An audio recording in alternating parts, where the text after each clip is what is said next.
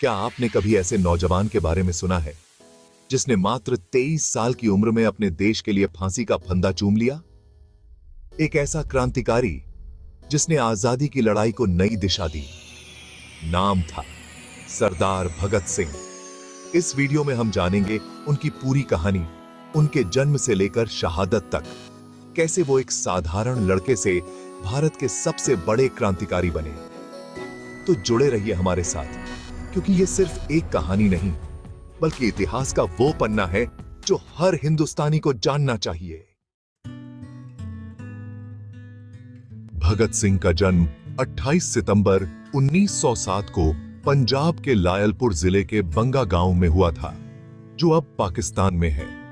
उनके पिता किशन सिंह और चाचा अजीत सिंह दोनों स्वतंत्रता सेनानी थे, जिनका असर भगत सिंह पर बचपन से ही पड़ा।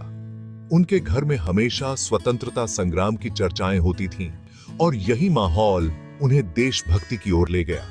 कहते हैं, जब जलियांवाला बाग हत्याकांड हुआ, तब मात्र 12 साल के भगत सिंह ने उस बाग में जाकर खून से सनी मिट्टी को अपनी मुट्ठी में भरा और कसम खाई, अंग्रेजी हुकूमत को खत्म किए बिना चैन से नहीं बैठूंगा।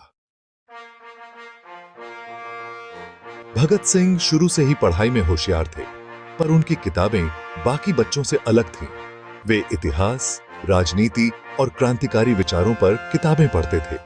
लाहौर के नेशनल कॉलेज में पढ़ाई करते हुए उनकी मुलाकात राजगुरु, सुखदेव और भगवती चरण वोहरा से हुई। यहीं से उनकी सोच को दिशा मिली और वे Hindustan socialist republican association HSRA में शामिल हुए।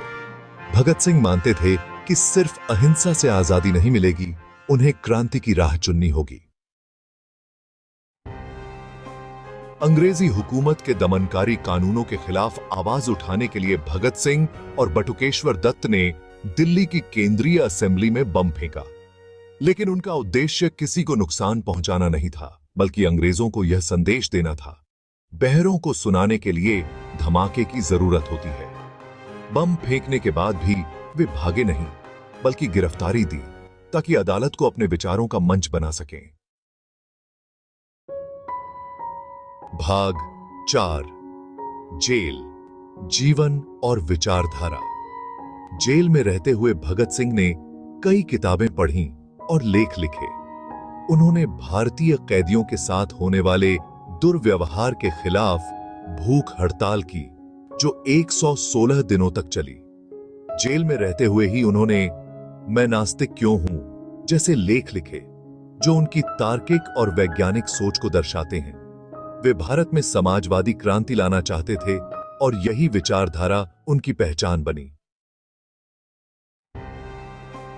भाग 5, लाहौर षड्यंत्र केस और मृत्युदंड।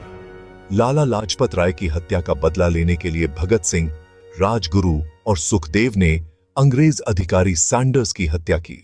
इसके बाद उन्हें लाहौर षड्यंत्र केस में फांसी की सजा सुनाई गई। 23 मार्च 1931 को मात्र 23 साल की उम्र में वे हंसते हंसते फांसी के फंदे पर झूल गए। उनकी अंतिम पंक्तियां थीं, इनकलाब जिंदाबाद और साम्राज्यवाद मुर्दाबाद। उनकी शहादत ने पूरे भारत में आजादी की आग को और भी भड़का दिया। भाग 6, भगत सिंह केवल एक क्रांतिकारी ही नहीं, बल्कि एक विचारधारा थे। उनकी सोच थी कि केवल सत्ता बदलने से कुछ नहीं होगा, समाज को भी बदलना होगा। उनके विचार आज भी युवाओं को प्रेरित करते हैं, अन्याय के खिलाफ आवाज उठाने की, तर्क और वैज्ञानिक सोच अपनाने की। आउटरो। धन्यवाद।